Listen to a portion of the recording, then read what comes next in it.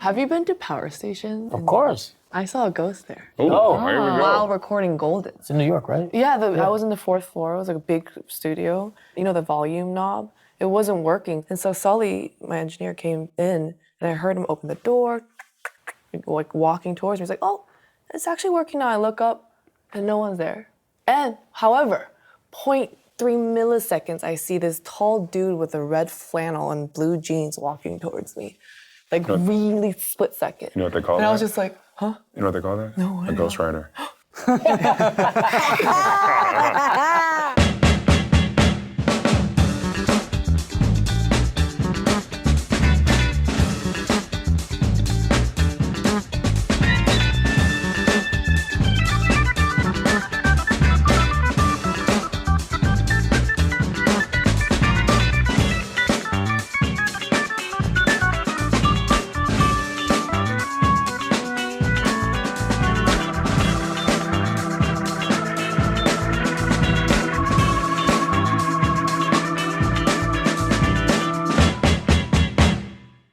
Hi everyone, I'm Ethan Millman. Welcome to the Hollywood Reporter Songwriters Roundtable. I'm honored to be beside some of the world's greatest songwriters today. I want to start with something fun and broad for all of you, which is, let's go back to the first song that you had ever written. Ed, I guess we could start with you because I actually think I know the answer to yours. This is, typical average teen, right? That was the first song you ever wrote? Yeah, I actually wrote a song about being a teenager when I wasn't a teenager. How old were you? 11, and it was really angsty and just like, you know, complaining about school and shit. Yeah. There's a demo online. It sounds kind of like an Oasis or Blur, Nirvana outtake almost. It's not, I heard it for the first time the other day finally. I was really surprised. It's like, you know, not what you would expect. Yeah, it was before discovering acoustic guitar. I just assumed everyone had to be in a band, so it was like, it is quite rocky. And I do listen back to that recording. It kind of makes me cringe, but in a way that's like, I know that you start somewhere. Like you listen to it and you're like, okay, that's the beginning of something. But yeah, it's. Did you feel like you had something right away then, or like how long was it before you finally had something that made you think I can do this? Probably not till I was like 18, to be honest. But I had a dad that never told me what other people said to him about my music, if that makes sense. He was always very encouraging. And as I've got older, he's like, oh yeah, like when I played it to friends, they were like, this ain't good. But he just never told me that. And just was like, keep going, keep going. So I think it helped. My confidence was built on delusion, basically. Well, it's important. I feel like, you know, the first thing, if someone says, this is horrible on the first thing you make, I mean, that's why every kid stops doing something, right? Yeah, I think, do you know what? I was thinking about this the other day with my kids, is like camera phones and videos. I remember the first gig I played in our school assembly hall. And I remember walking off stage and being like, feeling like it was like Wembley Stadium, we rocked it and it sounded amazing and blah, blah, blah. Imagine if it was filmed and I listened back to it and I was like, oh, that actually sounds shit. And I think because there was no digital footprint of anything really, any like live performance or anything, and I couldn't judge myself based on looking back at anything, I think that there was more, you build more confidence like that. Michelle, how about you? I was 16 and I learned GCD and I was off to the races. I think I wrote a song about my friend that was basically a Moldy Peaches ripoff, and it was called BFF. Wow. How often do you go back and think about it now? I try not to. Raphael? I think maybe the first song I wrote never had a title, it just had chords, and I recorded on a 4-track, and I think I used those chords probably for the next 5 songs that never had a title, so nobody never heard it, and it sounded decent, but it never became a record that anybody else heard. The first song that I wrote with my band, I was like 13 or 14, and you know, discovering a lot of loud, grungy and heavy music, and was really excited because before that I grew up on honestly, Motown, R&B. So when I met the guys, my musical landscape sort of broadened, and we wrote this song called Conspiracy in one of the guys' basement, and that song a couple years later ended up on the first record, and I think it was just a rip-off of a Thursday song, you know? We just like wanted to be heavy and have, you know, we wanted to play and drop D. I was learning to play guitar, so it was really that song's still really special to me. It's so interesting to me because so much of the table, it's either like, yeah, something that doesn't have a title, you don't even know. I mean, your earliest stuff is what got you kind of to this table everywhere you are now. I mean, it must make you look kind of differently at these early songs because, I mean, you were growing, but you already were starting so high. I don't know how much you think about that. Man, for a long time I didn't really listen to the first record at all. Like I really kind of avoided it. Maybe I was like afraid to cringe or to think that, you know, I didn't want to see where we came from, but it's actually one of the things I'm the most proud of because it's so pure and it really reminds me of like music discovery, like one of the most pivotal times in my life of discovering music. EJ? Like, song I wrote technically first, and there's a song I wrote professionally first. Technically was for class, and we had a deadline, we had to write a Christmas song. It's so bad. But I didn't know I'd be a songwriter. It was really random songwriting for me, but that was in college. It was a song called Not a Merry Christmas Without You. It was literally like a Justin Bieber Christmas song ripoff. Oh, wow. I'm so glad I never released it. Well, I can't. At that time, I was a trainee, so I was not allowed to. So, like, again, I never thought I'd be a songwriter. And then after I got dropped by my label, the first song I wrote was when I was like 24. It was about my ex, and we fought. And it was my first ever song written, and it was in Korean. And in like I had this like love-hate relationship with K-pop, and it was kind of like me like. I don't know how it's like. I'm like, what I think what K-pop would sound like, and then I sang it, and then it got cut, and it was like therapeutic for me because I was writing about my fight with him. It's called Hello. Wait, yeah. What is the love-hate relationship anyway? Oh, it's like, cause you know, yeah, I was a trainee in K-pop since I was 11 for like 10 years, and it was like a long process, and eventually, like, you know, I graduated, I came back, and I was like 22, and I was too old to debut, and I got dropped. So yeah, it felt like, you know, just like my dreams were shattered as a kid. So I had like no idea what I wanted to do. But I realized actually later in my 20s, like I'm like, oh, actually artist is not for me. Like personality does not fit for, like, to be honest, like, cause I was a trainee, I saw my friends debut and they're like famous. And I saw the ugly side of fame.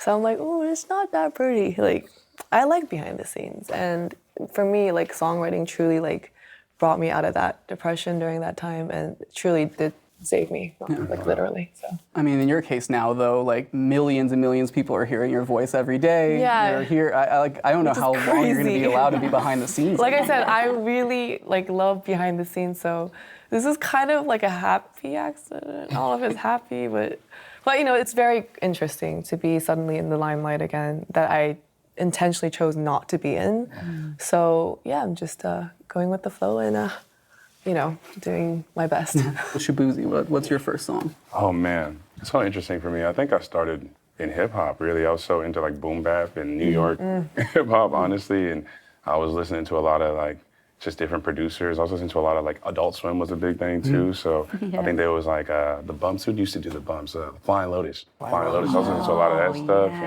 And then I discovered Easy Moby and DJ Premier, and I kind of just started ripping stuff from YouTube and just started just rapping, honestly. And what that did for me was like, it just made me understand tonality and structure and how to create these songs. And I really fell in love with like making albums and full projects because it's like the intro and then, you know, the interludes and skits, and then you can really tell a story from there. So it was a little bit of that and just experimenting. I've made like punk albums. I've try to do jazz stuff. I try to do synth pop at a certain time, like 80s and Zeppelin. I went everywhere, and then I don't know where it is when I kind of like found out that I was like, oh, this is truly where I need to be making music. When just listening to a lot of, I think I discovered like Bob Dylan and Muddy Waters, and just really just being, you know, because I'm like, my parents are Nigerian, and my dad came here and immigrated here, and he showed me like Kenny Rogers and Dolly Parton, and I think there's just a love I have for just American, you know what I mean? Music, the same way my dad had so much love for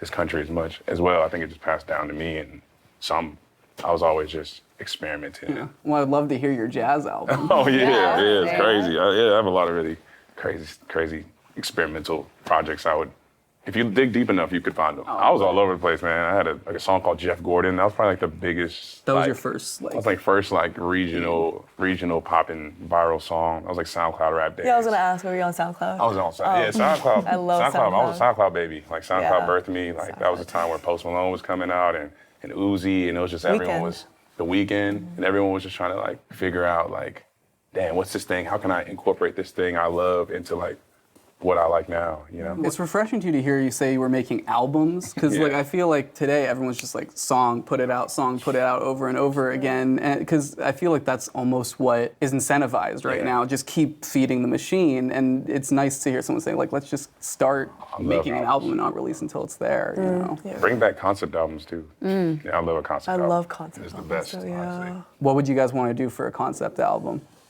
Ooh. Let's start. That's a great question. I want to hear it. I've actually never been drawn to making it. I like listening to concept albums, but I don't know if like anyone would believe me trying to be someone else. I don't know if I could sell that. You start a band for it. Yeah, do you know what? Yeah, fucking down for that. Down for that. Yeah, start a band. So I'm sure you're asked this all the time, but how often do you know you have a hit these days? Like, when's the last time you thought that, and were you right? Most of the songs that I would end up putting out, I like, and when I make them, I go, this could be.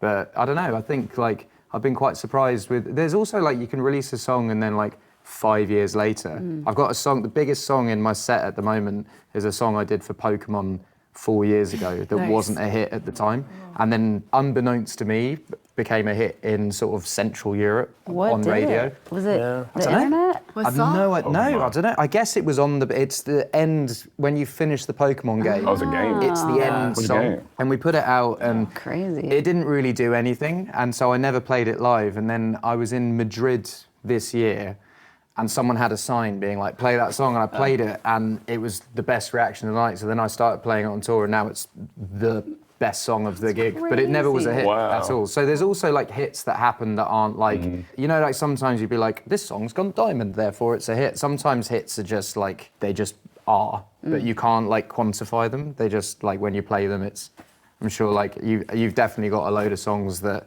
are massive, but you wouldn't necessarily be able to be like, this is bigger than this. Because also like I have songs that would be my biggest songs that react way less than those songs. Like sometimes fans don't really like the songs that have been hammered on radio the whole time, and they're almost like put off by the fact that it's so omnipresent. When do you decide what you actually even think of something that you wrote? You know, like do you need other people to start saying you're into it, or how confident are you once it's, you know, done and out like for you? I think everything that I write is going to be a hit, and I'm gravely disappointed with it. I love that. I wrote a song about like a Thomas Mann novel, and was like, people are going to love this one. And you know, I'm always shocked when they don't. But yeah, I don't know. I think that I always make music that I want to hear and I think is exciting, and so I think I'm always hoping that it's a hit.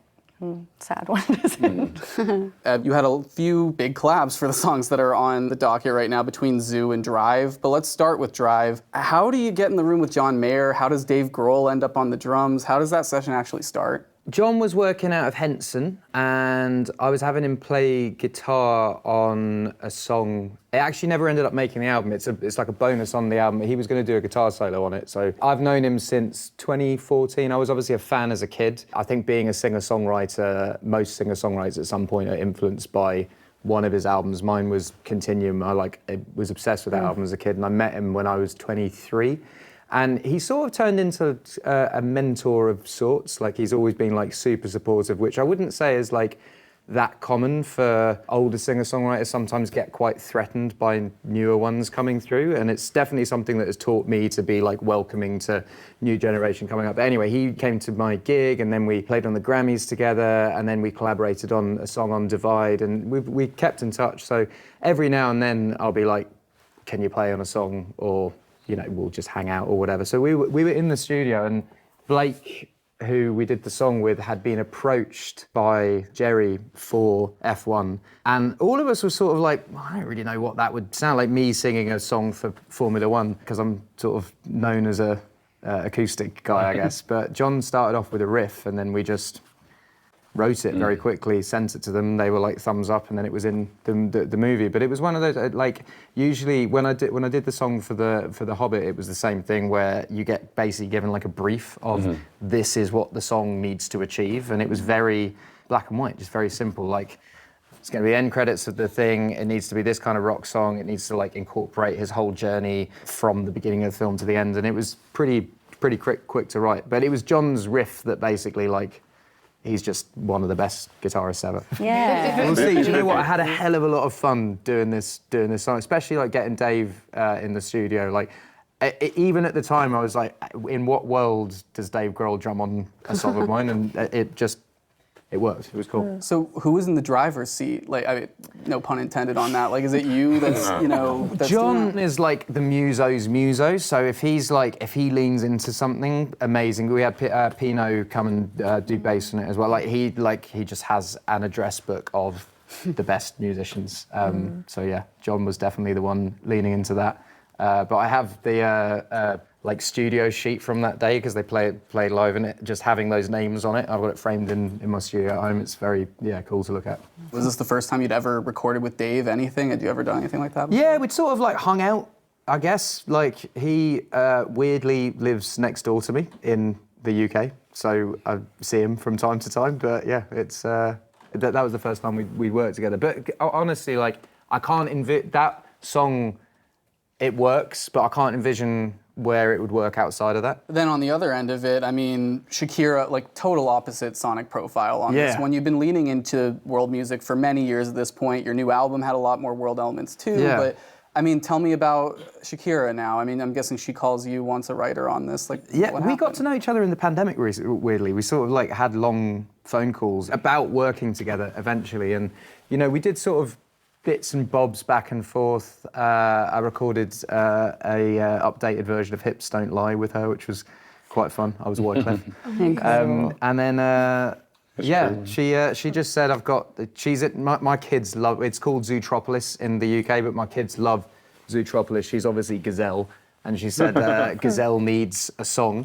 I was like, say no more. And we wrote it. I mean, I kind of like, I've got a 5-year-old and a 3-year-old, so I watch a lot of kids' movies. And I sort of feel like the best ones are all vowel-based. So that's why it's zoo, ooh, ooh, ooh. Oh, that's so interesting. All the best songs are the ones that kids don't have to know the words that much for. Totally. Yeah. Huh. That's cool. I don't even know if I should classify Golden as a kid's song or not. Like, I don't know. Is it? It's not. Kids love it. It isn't. Kids love it. I think it's because of melody.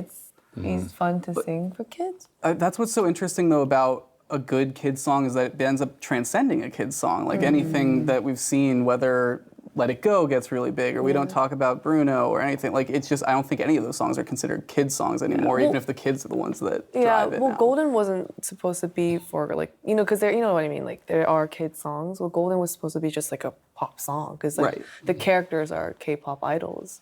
So we were trying to write a really good pop song. But the kids love it. And the dads love it. I love Everybody loves it. love The dads love it. The dads love it. Yeah. They're the ones putting it on. No, it's really on TikTok. They have their braided hair and the crop top. I love it so much. But yeah, I saw a dad during Halloween who wore the outfit, so it was great. Is that the best cosplay you've seen? I love since it then? when the dads wear the crop top with their hairy tummies out and their purple hair. It's amazing. Well, let's go into Golden a little bit. I mean, obviously it's an absolutely gigantic song. Is it harder to write a hit when you've got all these constraints of it needs to have the word golden in there, it needs to work perfectly for this part of the script, or did you feel like it was still manageable? Weirdly, because I'm from the K-pop background, I'm really used to having briefs and like, oh, this K-pop idol wants this kind of thing, and there's a great vocalist, so can you put a melody that shows off her vocals and all that? So it was quite natural to do that, and also because K-pop is so maximalist, I'm very used to doing all the harmonies. But I think with K-pop Demon Hunters, it was really hard because it was a movie that's never been done before. It's not really a musical, but it's also not like music videos and like pop songs, and the songs have to drive the story too. So the songs are truly custom to the storyline, but still has to stand alone as a pop song. So hard. So I think that's why collaboration was really key. And so me and my co-writer, Mark Sonnenblick, he is in theater and he does musicals. And I'm obviously K-pop, so we would do a lot of policing. Thank goodness he's a kind person because we would have fought so much. But like, you know, he would be kind of like, even with Golden, like, you know, he would be like giving me these lines and I'm like, oh no, it's a little too, no, it's too wordy. And for me, my pop brain's like, can we simplify? And thank goodness, like I knew I was gonna be the singer, so it had to sing well too. Yeah. But what was great with Golden is like, I like having guidelines, actually. The difficult part was that, like figuring out the storyline part of the lyrics, but making sure it fits well with the melody that's super pop. So I think how we approached it was making sure that the melody and the track is pop, and then figuring out lyrics where it's, you know, Mark and I can go back and forth of figuring out certain words that sound really good with the melody, because I think that's really important in pop songs, and also fits the storyline. So that was key. And also with Golden, the guideline was Rumi is this, you know, incredible vocalist, but she has to, you know, Maggie, the director, she wanted it to scale up on purpose to kind of be a metaphor of her reaching a goal that feels impossible, which is to seal the Honmun, which is essentially this thing that blocks the world from demons, but with their songs. So she has a lot of pressure on her to, like people are literally depending on her voice to hit that note to seal the Honmun, right? So it had to be an impossible note, right? Unfortunately, I had to make. How many takes? Yeah. Oh. There's a lot. But yeah, and so we had that. It was on purpose, and we had to have something melodic and super catchy at the same time that we can use throughout the film to signify that. You know, like to like show about like Rumi, the main character, trying to keep reaching for it, and she keeps like failing too. Because it's in the range that's not who she is. You know, she's trying to stretch herself and be something that she's not to reach that note. So if you see the film, it's like that pressure and that demon that keeps like following, you know, she has to overcome. The question was like, was it hard? Yes, but the melody and making the track, because again, the track was made by Black Label, 24, Ito, and Teddy, and they also had an incredible track. So it was, the melody came out really, really fast. I don't know if you know, but it came on the way to dentist. I did hear about this, right? You were driving on the way and you started like humming the melody? So like, I think as songwriters there are like times are super where the melody comes really fast. And that was just one of those moments. And well, we had a deadline, but like they gave me the track and it was on my way to dentist and I had to write the song that day. And when I heard it, it was so good. So the first melody I thought of was na na na na na na na na na na na na, and I have the voice memo. Thank God for voice memos. And then I sang na na na na na na na na na na na na na na na, and that hook just came out. So when the melody comes out, I feel like that's a good feeling. And then we finished the melodies, and I vocal produced, so I laid out a bunch of options of melodies, of verses, and then I would show my co-writer, and we would kind of like move around to fit the storyline. What part's good for her to break here, what not, and then lyrics to fit the storyline as well. So yeah, it was really cool. Is that usually how melodies come to all of you two, just randomly, and you got to be ready to stop whenever, or is it like you really you can channel it in the studio? Crazy stuff. I had one in my dream last night. Like I woke up, I was singing. Sometimes I make whole songs in my head during. Do you remember it? Well, if I wake up, I have my phone next to me, so I just hit record and I just started singing it. Did you do it last night? It was last night. Yeah, this morning. Well, it's been early morning. No, but you're at this crazy high, just waking up that early in the morning and just picking up your phone and having to remember exactly what it was from your dream. But sometimes if you get it close enough, you can just get to the studio. But Max Martin said that he had that with Hit Me Baby One More Time and he dreamt it. And in his head, he was like, I just want to go back to bed. And part of him went, no, get up and record it. And he got up, put the whole of Baby One More Time, and then went back to bed. And he said if he hadn't done that, that song would have been crazy. It's a spiritual thing. Yeah, it's a crazy experience. You can't I think explain it's it really. part of your, because I often found, I used to smoke quite a lot, and I often found that when I went out for a cigarette, that was when I would think of the melody, and I think it's when your brain switches off. Yeah. It's like, I need to be creative, and when you stop thinking that, then it opens up, and I think that's why when you're driving or whatever, you're basically focusing on something else, and the creative part opens Well, up. that's why I work remotely. I Yeah. like In the working car. at home. Oh, same. Yeah, because all the songs that came out was in my corner in my bedroom. In New York. Because I feel comfortable, and so I love Zoom sessions. Do you guys do Zoom sessions? Oh, I'm excellent at Zoom sessions. It's very efficient too. So like all my writers, I meet them and like, okay, let's do Zoom after, and then we write a better song. But yeah, because I feel like my bedroom, I feel so comfortable, so the melodies come out faster. But if I'm in, I have really bad stage fright. So if I'm in the studio, if I'm with you guys, I'd be so nervous. I yeah, I feel cannot sing. Yeah. It's a different generation. Yeah. I feel like Is it? studios, I feel like have songs in them, and I feel like all the big studios have already had the songs taken out of them. Like I feel like whenever wow. whenever I've been in Abbey Road, I'm like, there's no vibe. Like, because the vibes. They drained the it out of vibe there. is all been taken. So I find it. We build a lot of studios in like either hotel rooms or we rent houses and blah blah blah. And that way, I feel like there's a better energy. And It's like low pressure too. Yeah. You track your vocals in the hotel room too? yeah, always SM7. That's it. Whoa. Really? All my records Yeah. for about the last 12 Well, years. what, are yeah, I'm just curious. SM7. What are your guys' I just saw mic? Phineas shitting on an SM7. SM7. I kind of You have good ones and you have bad ones. Yeah. Yeah, Well, they're- it You has have a to good fit one, your you can buy a good vocals. one, you Yeah. can get a bad one. They look the same. But for me, I think studios are the best. You like Some it? different generation that came out way before you guys. What's So, what's I your feel studio like you work in though? My studio. Yeah. Well, my studio is sort of like a Electric Lady on the West Coast. Sort of looks like different from that, but it has the same class to it. But I just feel like for me, you know, hanging out in a studio with the wood, you know, you get used to the wood, you get to the room. And I have ideas on my phone, but I like the pressure that you don't like. Oh, I don't like. I like the pressure. I feel like the pressure makes diamonds, right? So if I'm pressured to write a song, it makes me write a better song. And if I go to Abbey Road, I'm thinking about the Beatles. I might not come up with Let It Be, but I think maybe I'll come up with something later on. I like the pressure of being in the studio, and I do believe like a lot of the songs are like I feel like the Temptations, like Motown took the best hooks ever, and there's not many more hooks left. But I do love the pressure of walking in a studio, sitting behind a grand piano, looking at all these different instruments that's looking at me and telling me like, okay, you have all these instruments, what are you gonna do with them?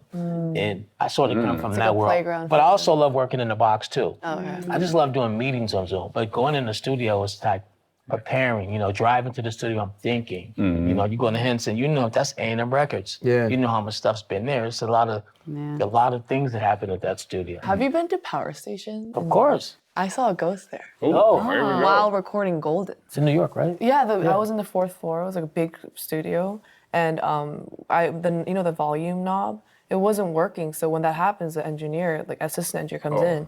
So I was like, it wasn't working. Ghost Like, engineer. And so Sully, my engineer, came in, and I heard him open the door, like walking towards me. He's like, oh, it's actually working now. I look up, and no one's there.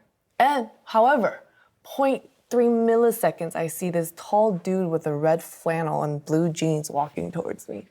Like really split second. You know what they call And that? I was just like, huh? You know what they call that? No. A ghostwriter.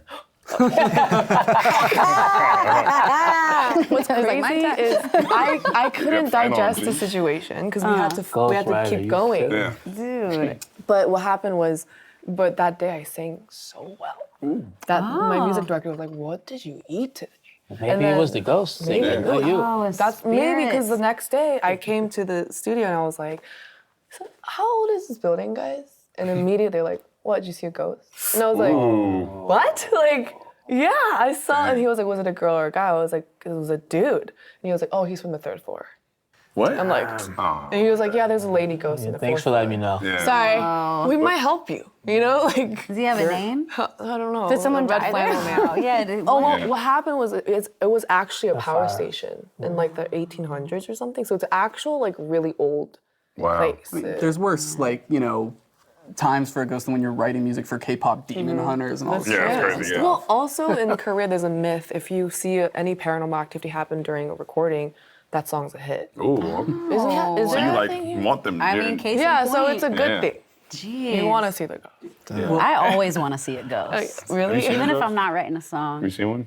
No, I'm still waiting. Sorry, it became a ghost story situation. that. I have so many stories. That's such a good story. But you brought up pressure, and I wanted to go into a bit of pressure. When I talk to a lot of writers, the thing that they always say is like after you get your first, the biggest pressure they face in their career is not just the first, it's getting number 2, and then after that you're all fine. Like, is that something that's like hitting you? I mean, this album already has a lot of hits, and you've had hits before, but Golden's, you know, this monolith. Do you feel any pressure about needing to do that 100,000,000%. Like, are you kidding me? So much pressure. Well, also for me, it's like I've had like hit song in Korea, but like my goal has always been to get number 1 on Hot 100.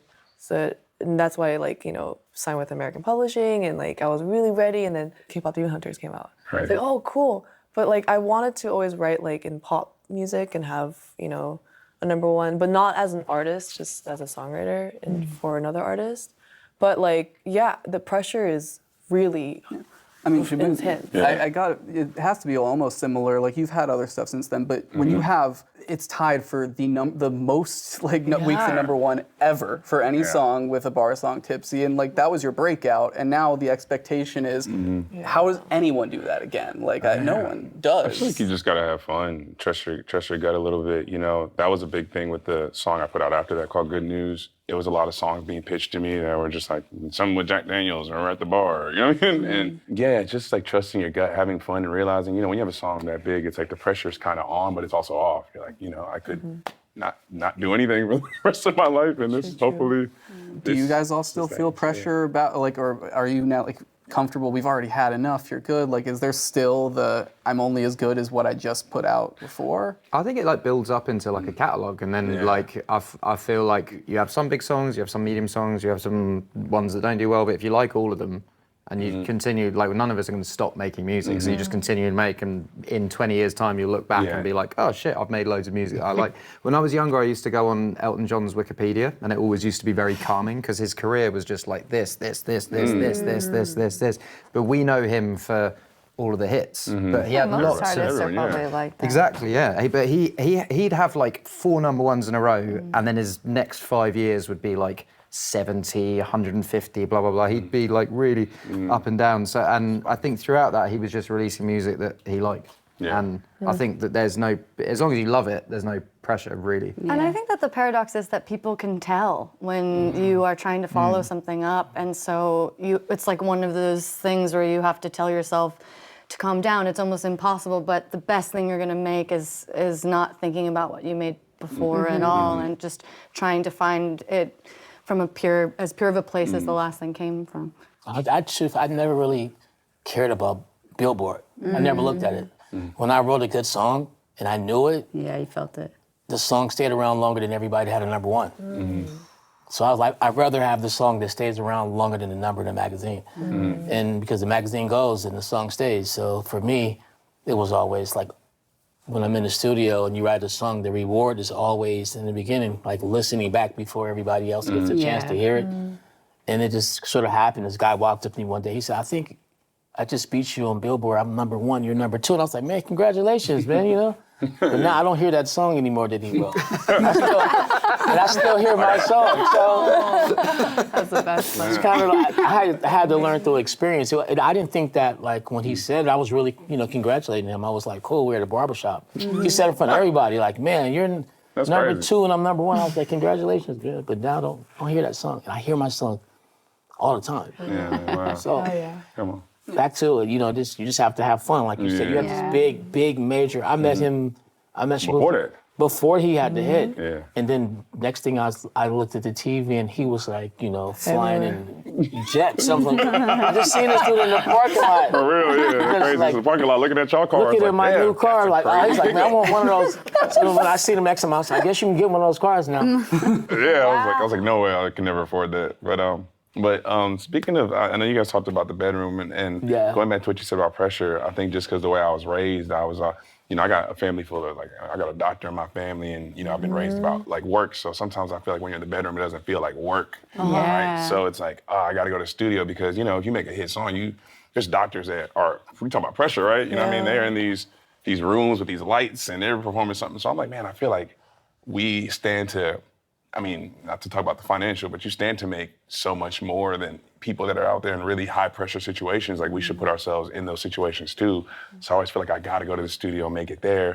But then my biggest song, I made that in my producer's bedroom. You know what I mean? I made that song in a bedroom, and a lot of my best stuff was made in rooms as well. So it's interesting to see that. Like, I mean, I think it's because I put so much pressure on myself already.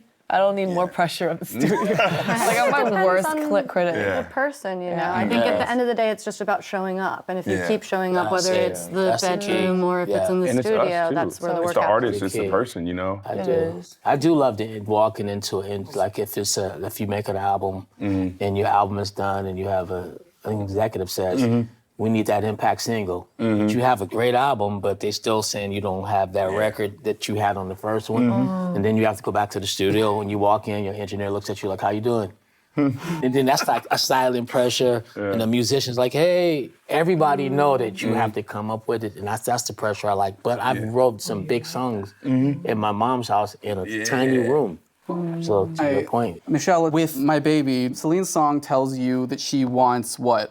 The reference were John Prine, In Spite of Ourselves, and Natasha Bedingfield's Unwritten. That's fine. Yeah, that was a wide spectrum that I got. Are you like, yeah, I got it? Or are you like, what the hell is that? Yeah, I mean, I had a great Zoom with Celine's song, and it was really lucky because it's not a specific moment in the film, it's the end credits. So you really get to encompass just the whole feeling of the film, and you know, she wanted a love song and said it should be romantic, and it could be anywhere from John Prine to Natasha Bedingfield, and so I felt like I had real free reign to express something that I know a lot about, which is always falling in love with people who have no money.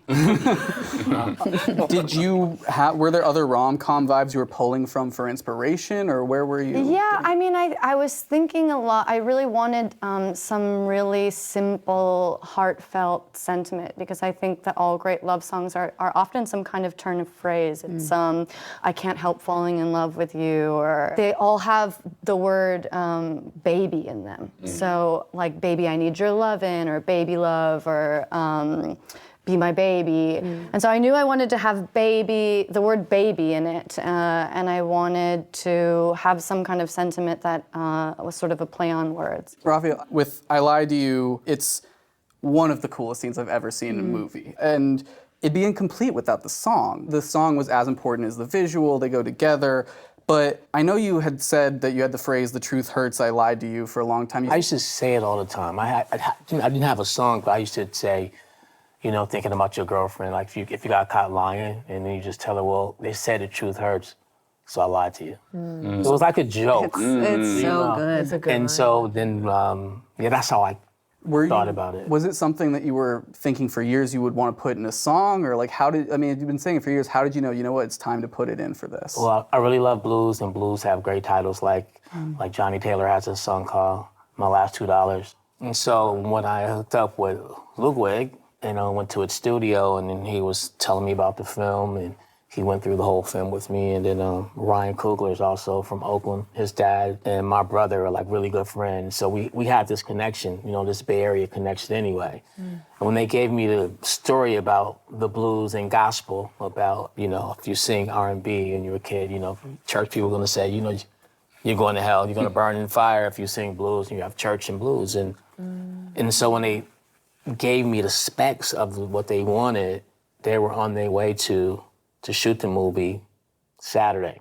It was Wednesday. So I said, when do you need the song? That pressure. And they said, we would like you to do it today. I'm like, today? So I said, can I take it back to my studio? They was like, well, we'd like you to do it right now. Like it kept escalating like that. And so I sat with, you know, Ludwig, who's an amazing composer, amazing guitar player. And we sat together and we started working on guitar riffs. Just working out blues guitar riffs, and I'm like, you know, my mother's from Monroe, Louisiana. My family's from Louisiana, and everybody in that film looks like my ancestors, right? Wow. And, you know, my mom is 92 now, and so my granddad, we were one generation removed from slavery. So I felt like all the ancestors of the music that I was playing, it just kind of came out because I feel like I was being tested too a little bit. We talked about lyrics and we started writing down lyrics, and then I recorded in the box by my, just right here. I'm in the box, and I just had to go into this whole like, I'm a huge Harlem Wolf fan. Yeah. I love Harlem Wolf. I love my first record I ever listened to, and I played on a broom where my sister Janice held a light over my head. And the first song was A Thrill Is Gone by B.B. King. And so I've been around so much blues from my father's taking me, fishing. The 8-track on is Bobby Blue Black. It's been blues. I've had hit records called The Blues. The Tony's second album, our first single was called The Blues. Yeah. And I felt like, looking at Ryan Coogler, he just told me it was a lot of blood, a lot of soul searching, a lot of like explaining the blues side. Because from we grew up, church people, blues people look like alcoholics. They look at them in some negative way, right? But the blues was people didn't want to go to church. That was their church. And his uncle really loved the blues and really explained the blues to him. So as he's giving me this whole thing, I'm just thinking like, okay, I have to come up with this song. I've only seen the movie the week it came out. I saw it the week before it came out. And when I saw how great it fit the scene, of the preacher and the son. It was beautiful. Yeah, I didn't know lyrically that that could even happen. Yeah, it's a guitar. It's basically a guitar and a vocal. And the kid Miles, who's singing, like this The kid voice is like crazy. this big, huge voice who just took the song and I feel like I'm a tenor voice, so I have to act like a blues guy when I'm singing. I have to be like, is it a true verse? I'm like, so to you. You wrote it on the Wednesday, he learns it and shot it on the Saturday. No, I wrote it on the Wednesday. I left. Me and Luckwood, we was writing it, and I left and never heard it again. And I was in New Orleans playing at a festival, and they were shooting the day that I got there. And I went to where they were shooting it, but I had to go back. I had to be back on stage, so I left. I didn't even watch them shoot it. But I guess my whole life has been based around blues, even though I'm saying, all types of music. I mean, ever since I saw the movie, I look through my TikTok feed and it's just, I see a ton of kids with resonator guitars and slides and playing, and I love that. And I never thought that we'd see something like that again, other than the kids who love Zeppelin or something and then learn that it's Robert Johnson. I didn't think we'd see that. So it's cool that Sinners brought that back. Yeah, Ludwig's his studio, he has, 5 of those guitars just hanging on the wall. He's playing slide.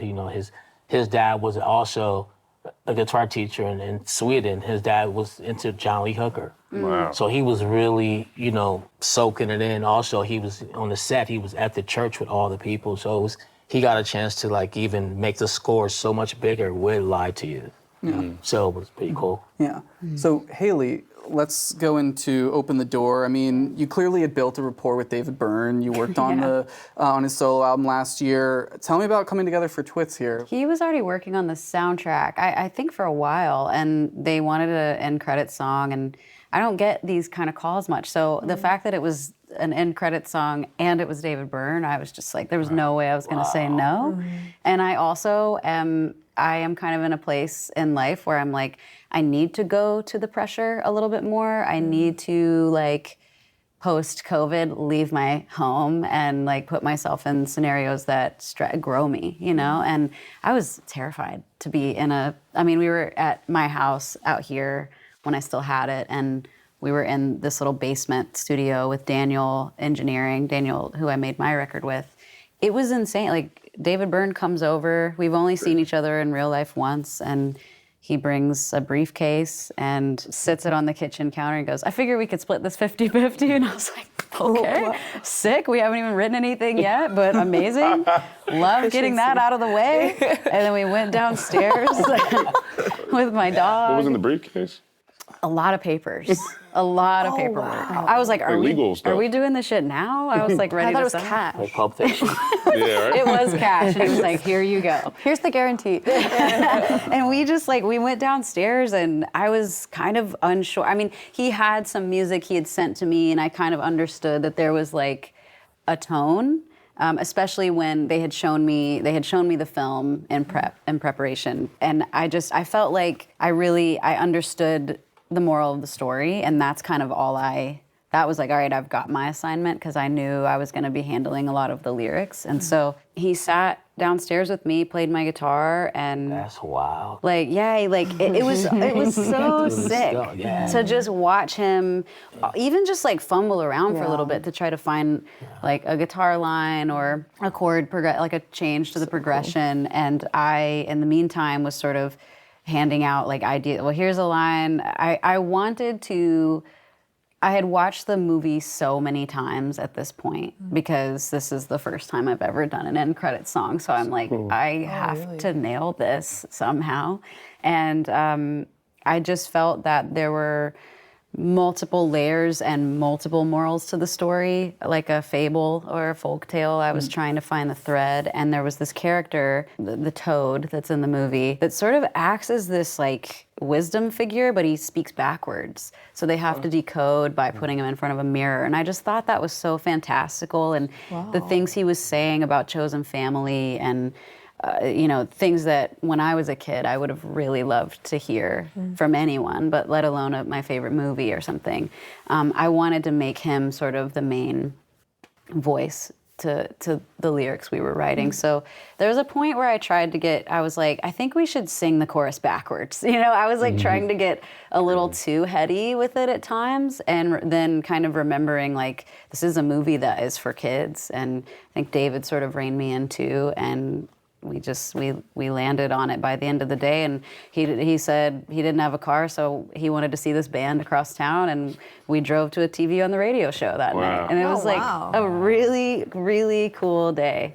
I mean, I didn't think we would finish the song, but I was really proud of it. Yeah, Wow. We did. Wow, and no notes, like you got it done, they're like, okay, cool, it's great. We sent it off, and Phil wrote back like within 10 minutes and was like, well, I should have known I would get exactly what I asked for. And I was just like, my head was in the clouds, because I'm thinking like, I want to keep being able to do this. So the fact that someone's happy with it, and I got to have this experience with one of my heroes, was just beyond. You said the Twits is your favorite Roald Dahl book. It was, yeah, when I was a kid. There's so many. What makes that, like, I mean, not that it couldn't be, but Charlie and the Chocolate Factory, James the Giant Peach, it's an interesting choice. What do you love about it? I really like characters that are twisted, and I like to try to find the good in them. And I think even as a kid, that was kind of interesting to me. They're pretty grotesque characters, and I loved how they were portrayed in this film. I really liked that they weren't the main characters in this movie to me. I think Bisha, the young girl who sort of is like kind of the leader of all the kids at this orphanage, she to me was the light in the movie, And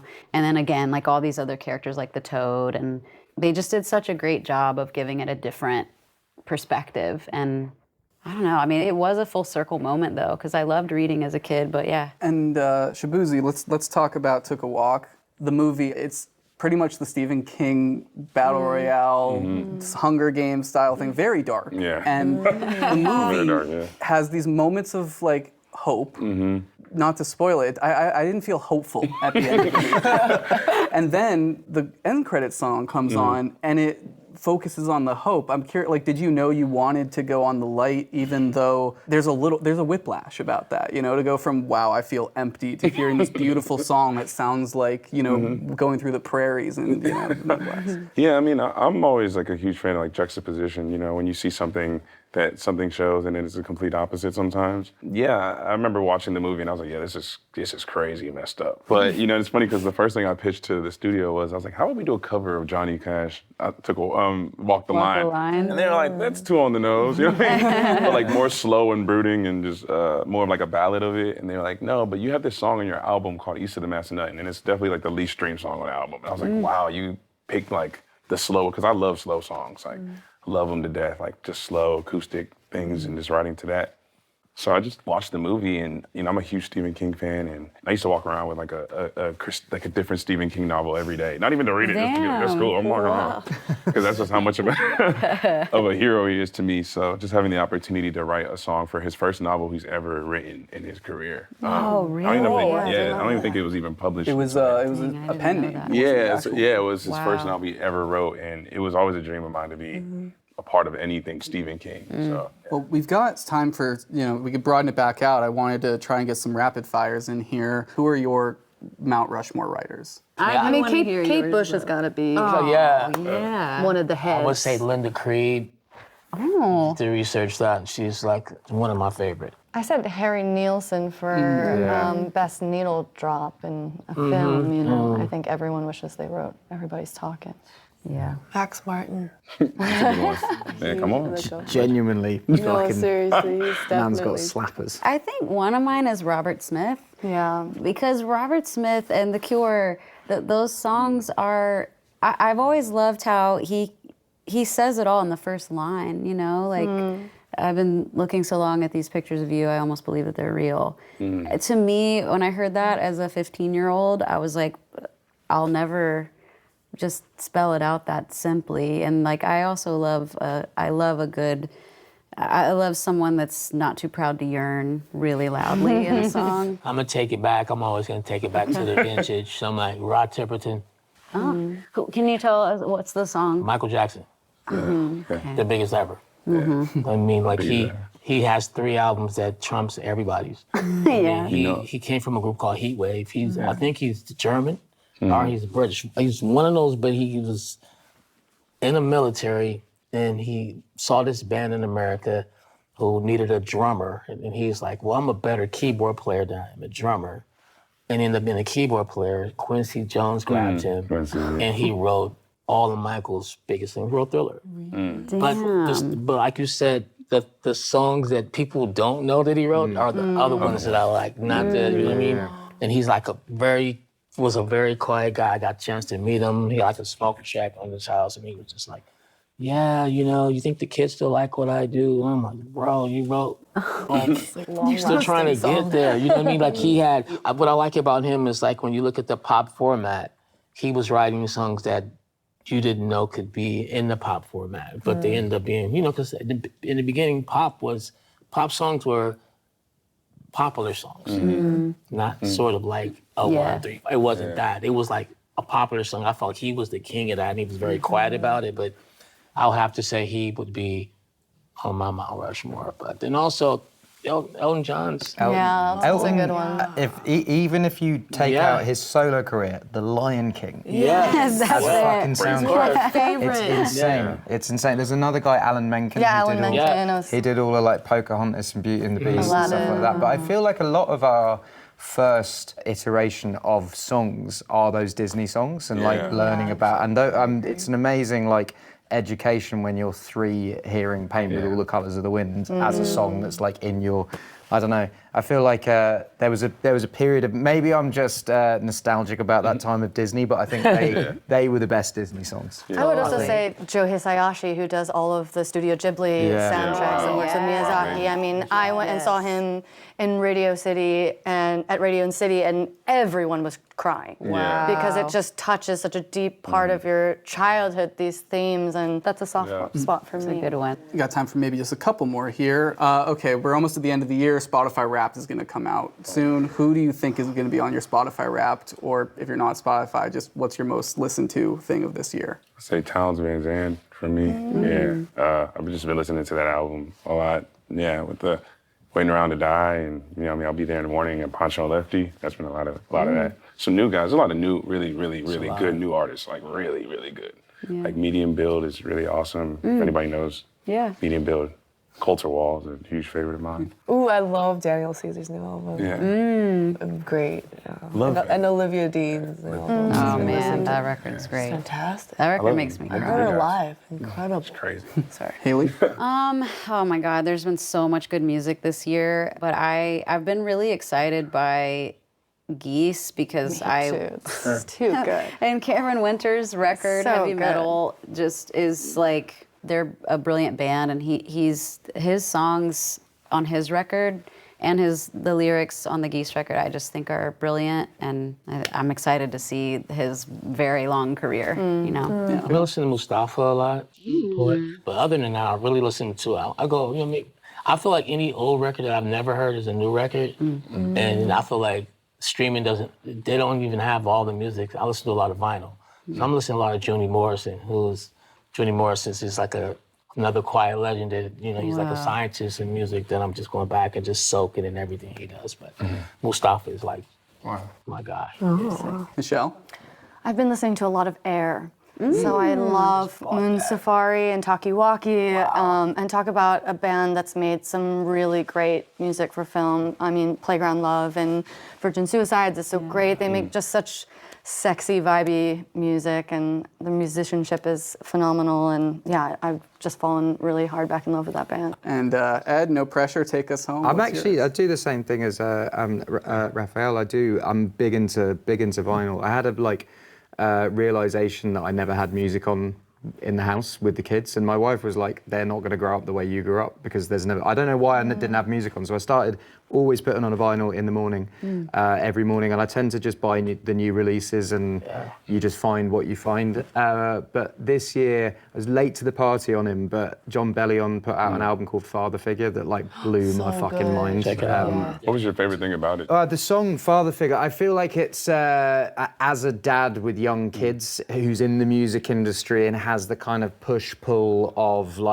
working too much and throwing yourself into work, but then also being but I have a family, and that's always what I wanted to focus on. The whole record is basically this push-pull of do I want to be an artist or do I want to be full-time dad? And I don't know, I just found a lot of similarities between the two. It's a really amazing record. That song which one you in want to be? particular. Huh? Which one you want to be? I think more of a father at the moment. Yeah, okay. I think I'm really leaning into that. I'm really enjoying making the packed lunches in the morning Best and doing the school run. And I feel like studio work, you just fit it in when you fit it in. And I find that I go to the studio every single day, and I used to go for 12 hours a day, and now I'll go for 4 and just try and be creative. And I don't mind leaving a song unfinished now, whereas before I'd be I have to finish it in the same day. It's do the ideas, and it's a bit more free. Yeah, yeah. I actually stole it from Eminem. He's in the studio, and it gets to 5, and you'll be mid-song, and he'll be like, right, cool, see you tomorrow, and just leave it. I love the regimented. I hate to stop it, but that's our time. But thank you for talking with us. A really insightful discussion. Thank you.